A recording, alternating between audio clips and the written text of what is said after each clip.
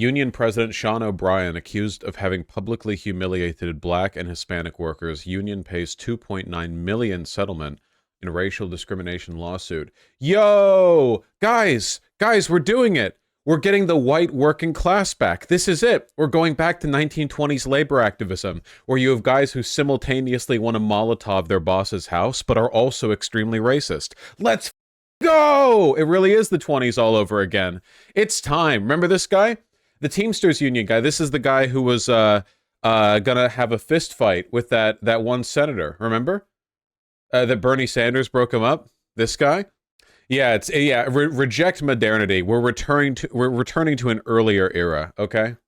13 former Black and Hispanic employees for the Teamsters International Union filed a racial discrimination lawsuit against the union and its president, alleging racial discrimination over their firings after O'Brien assumed the helm in March 2022. Dude, his name is even O'Brien. This literally is the most like Great Depression, turn of the century, like militant white labor activism in in the East Coast. It's flawless. We are perfectly recreating. We are reconstructing. Literally, just send this to any class reductions. This is class reductionism, like epitomized to an almost cartoonish level. It's perfect. The lawsuit was filed in D.C. last February, alleging violation of the D.C. Human Rights Act. Teamsters asked its executive board to approve the summit, denied any wrongdoing. The lawsuit claimed that rather than maintaining or increasing diversity at Teamsters, IBT, the International Brotherhood of Teamsters, fired more than a dozen people of color and turned the organizing department from a diverse department into a majority white department. I mean, without being familiar with the specifics of the case, I can't really rule in on whether or not it's correct. You know, I don't know if just like, you know, I get if the judges ruled as they did, or the jury, or however the case was handled, then I guess I'll just side with that without knowing much in the way of the specifics. Wasn't the Teamsters effectively a wing of the mob for like 20 years? All good unions are basically just the mob, okay? Anyone who tells you otherwise is a fake progressive. They're a revisionist. They're a revisionist, much in the way that I revise how words are pronounced. I'm so tired. The way a union is just supposed to be a worker-oriented substitute for a mob running up protection money in like a borough of New York City or Chicago or Philadelphia or whatever. And if it's not doing that, then it's not a real union, okay? If people looking to reform the union don't regularly go missing and then turn up 2 years later at the bottom of a river, it's not a real union. Meanwhile, Teamsters leadership meeting with Trump today. Damn, if Teamsters ends up endorsing Trump, that would be insane. This on its own doesn't mean anything, though. In all likelihood, Donald Trump is just looking to undercut Biden on union support, and Teamsters would be a big win, so they want to talk with him. Presumably, even if they were going to support Biden, the Teamsters union wants to at least hear out Trump in case he has something to offer them. But this in and of itself does not indicate that Teamsters is going to side with Trump. If your union leader doesn't look like Everett Clare, yeah, exactly. Here we go. Pictured the guy who's fired 78 people of color from your staffing department until it is more pure white than the most like radicalized white nationalist militia in the United States. Hasn't Biden been like the most union president? God, I actually am cooked today. Union-friendly president, though, or have we just been memeing? No, he has been, yeah. I mean, at least in living memory, yeah. It's our God-given right to tell people it would be a shame if your daughter had an accident. Yeah, that's how all union negotiations should go, you know? The board of directors should send, like, a corporate rep to talk to the union lead, and they've got a bunch of arguments and deals, and the union's argument is just, be a shame if something happened to your family, and just like repeating that until they get what they want. It works. Mr. Wayne. Vosh, I'm a Black 310 laborer. I've been at the bottom of the list for years because I tell them honkies what it is. Yeah, well, I mean, so I'm sorry, Black 310 laborer, Mr. Irwin, but your racial oppression is the price we have to pay for I'm sorry, listen, okay, the class reductionists are right. You can either get woke, third-wave feminist, intersectional, girl boss corporate managers who will, vote against raising the minimum wage, but by God will they make sure it's equal across race and gender lines. Or you can get the most militantly pro-worker union organization ever, but we also have to bring back like Ku Klux Klan era racism.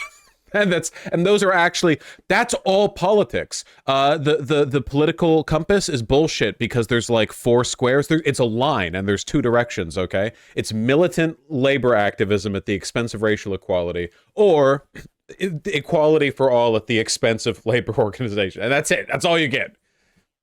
Which way, Western man? There are no better options. The future will just be us oscillating between these two positions forever.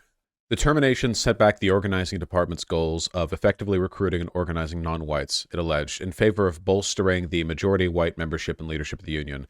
In total, Teamsters terminated 72% of the department staffers who were people of color. Holy shit. Okay, yeah, man. Unless there was some like wildly coincidental shit going. Oh my god, 72% of the POC department staffers, while firing only 28.5% of white staffers. Teamsters then proceeded to hire new staff members who were 73.33% white. God damn. That's pretty wild.